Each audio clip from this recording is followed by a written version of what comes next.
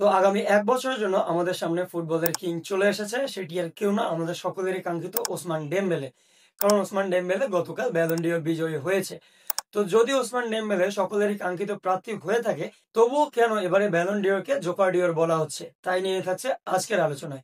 তো চলুন শুরু করা যাক। ভিডিওর গভীরে যাওয়ার আগে এটা বলে নেওয়া ভালো যে এবারে ব্যালন ডি'র হাইপটা ছিল অন্য সকল বছরের তুলনায় অনেক বেশি। কারণ অন্য সকল বছরে আমরা মেসি রোনালদো, রোনালদো মেসি এই দুইজনকে ব্যালন ডি'রের র্যাঙ্কিং এ দেখে এসেছি। কিন্তু এবছর আমাদের ব্যালন ডি'রের যোগ্য প্রার্থী ছিল অনেকে, যেমন ওসমান ডেম্বেলে, রাফিনহা, মোহাম্মদ সালাহ, ভিতিনিয়া, লামিন ইয়ামাল এবং পেদ্রি। সবাই ছিল এক একজন শক্ত প্রতিপক্ষ। তো এর পাশাপাশি এবারে ব্যালন ডি'রকে কেন জোকার ডি'র বলা হচ্ছে তা মূলত এর র্যাঙ্কিং গুলোর কারণে। মানে মাইকেল অলিসেকে ৩০তম র্যাঙ্কিং দেওয়া হয়েছে। কিভাবে মাইকেল অলিসের মতো একজন খেলোয়াড় যার ইম্প্যাক্ট বায়ার্নে আনম্যাচেবল, তাকে কিভাবে ৩০তম র্যাঙ্কিং দেওয়া হয়? এবং তার পাশাপাশি কোল পালমার, সে মূলত ৮তম র্যাঙ্কিং পেয়ে গিয়েছে। মানলাম সে ক্লাব ওয়ার্ল্ড কাপে ভালো পারফরমেন্স করেছে, কিন্তু পুরো সিজনে সে মূলত ৪ মাস গায়েব ছিল এবং তার পারফরমেন্স মাইকেল অলিসের সাথে যদি তুলনা করে, সেক্ষেত্রে আকাশ পাতাল তফাৎ। তবু কেন তাকে এত আগে র্যাঙ্কিং দেওয়া হলো? এটাই মূলত পিআর এর খেলা। অন্যদিকে আরো হাস্যকর তো তখন হয়ে যায় এই ব্যালন ডি'র, যখন পেদ্রির মতো একজন খেলোয়াড়কে ১১তম র্যাঙ্কিং দেওয়া হয়।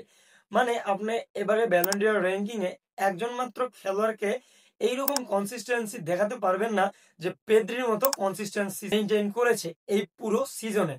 তবুও তাকে দেওয়া হয়েছে ব্যালন ডি'র র্যাঙ্কিং এ ১১তম র্যাঙ্কিং।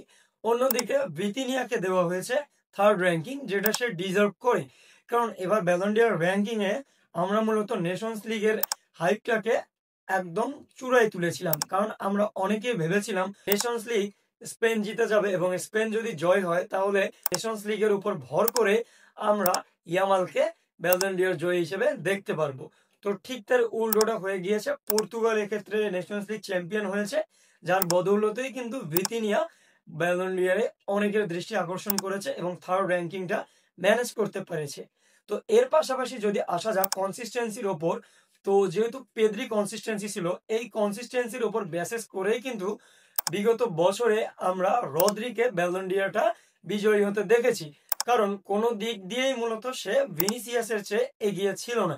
শুধুমাত্র একটি দিক, সেটা হচ্ছে কনসিস্টেন্সি। এই কনসিস্টেন্সির উপরে ভিত্তি করেই তাকে মূলত ব্যালন ডি'র র্যাঙ্কিং এ চূড়ায় তুলে দেওয়া হয়েছে।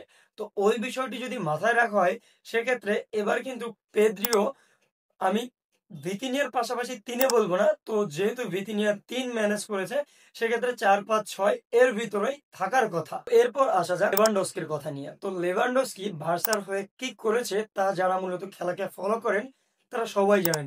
এক্ষেত্রে বার্সার সকল শিরোপা জেতার পিছনে যেমন লামিন ইয়ামাল, রাফিনহার অবদান রয়েছে, ঠিক তার চেয়ে কোনো অংশে কম অবদান লেভানডস্কির নেই। তবুও কেন লেভানডস্কিকে ১৭তম র্যাঙ্কিং দেওয়া হলো? কিন্তু মজার বিষয় এটা না, মজার বিষয় হচ্ছে 10x বেটার করা প্লেয়ার মানে আমাদের ভিনিসিয়াস। আমরা যারা রিয়াল মাদ্রিদকে সাপোর্ট করি তাদের সকলের প্রিয় ভিনিসিয়াসকে ১৬তম র্যাঙ্কিং দেওয়া হয়েছে। তো কোন বেসিসে এখানে ভিনিসিয়াসকে লেভানডস্কির উপরে র্যাঙ্কিং দেওয়া হয়েছে? এটা মূলত মাথায় আসে না। যদি আমার দিক থেকে বলেন, as a Real Madrid fan, আমি ওকে 10x বেটার র্যাঙ্কিং দিতাম। মানে আগেরবার ও দ্বিতীয় হয়েছে, তো এবার সে হয়তো 20তম র্যাঙ্কিংটা বড়জোর ম্যানেজ করতে পারতো। তার চেয়েও মজার বিষয় হচ্ছে এখানে বেলিংহামকে 23তম র্যাঙ্কিং দেওয়া হয়েছে। মানে হাসির আর কোনো কিছু বাদ রাখছে না এখানে। তার পাশাপাশি সবচেয়ে বেশি যেটা হাসির পাত্র হয়েছে, সেটা হচ্ছে রাফিনহার 5th পজিশন। মানে সে 3rd পজিশনও ম্যানেজ করতে পারেনি, তাকে মূলত 5th পজিশন দেওয়া হয়েছে। তো এক্ষেত্রে মেইন ভূমিকা পালন করেছে পিআর টিম। এক্ষেত্রে যেসব প্লেয়ার হাইস্ট র্যাঙ্কিং অ্যাচিভ করেছে তাদের পিআর কতটা কার্যকর, এবং অন্যদিকে লেভানডস্কি, রাফিনহা, মাইকেল অলিসে এদের পিআর কতটা কার্যকর, সেটা আপনারা মূলত এই র্যাঙ্কিংটা দেখলেই বুঝতে পারবেন। তো এর পাশাপাশি কোপা অ্যাওয়ার্ড, যেটা মূলত ইয়ং খেলোয়াড় পেয়ে থাকে, সেটা মূলত পেয়েছে লামিন ইয়ামাল। তো এই অ্যাওয়ার্ডটা গত বছরও লামিন ইয়ামালই পেয়েছিল। এর পাশাপাশি ইয়াসিন ট্রফিটা পেয়েছে আমাদের ডোনারুমা, এবং গার্ড মুলার ট্রফি, যেটা মূলত বেস্ট গোল স্কোরারের অ্যাওয়ার্ড, সেটা মূলত পেয়েছে ভিক্টর ইয়োকোরিচ, এবং বেস্ট ক্লাবের অ্যাওয়ার্ডটি পেয়েছে নাসের আল খালাফির পিএসজি, এবং বেস্ট কোচের অ্যাওয়ার্ড পেয়েছে আমাদের লুইস এনরিকে। তো এই ছিল ব্যালন ডিওর র্যাঙ্কিং এবং ব্যালন ডিওরের বিজয়ী। তো আজকের ভিডিও এখানেই, দেখাবো অন্য কোনো ভিডিওতে। যদি এই র্যাঙ্কিং গুলো আপনাদের পছন্দ হয়ে থাকে কমেন্টসে সেটাও জানাবেন। যদি আপনি কাদেরকে এগিয়ে রাখবেন সেটা যদি জানানোর ইচ্ছা থাকে তাহলে কমেন্ট বক্সে জানাতে পারেন। আসসালামু আলাইকুম।